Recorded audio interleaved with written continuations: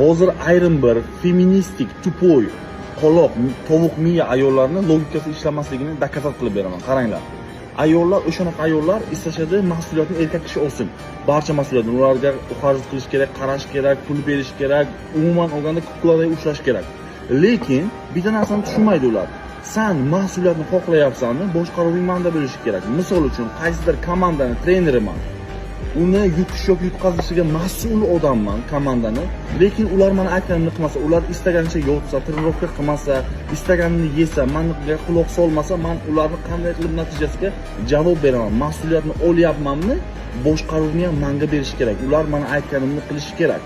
O'shanda men javobgarlikni bo'ynimga olib bilaman. Ular ham mas'uliyatni, javobgarlikni bizni bo'ynimizga tashlashmoqchi bo'lishadi, ham quloq solishni xohlashmaydi. Istagan vaqtlar, istagan narsalarni qilishi kerak. Biz ularga qul bo'lishimiz kerak. Ya'ni bu hech qanaqa tenglik emas. Ular tenglikni xohlashmaydi. Ular ustunlikni xohlashadi. Bu prosta maska tenglik degan gap.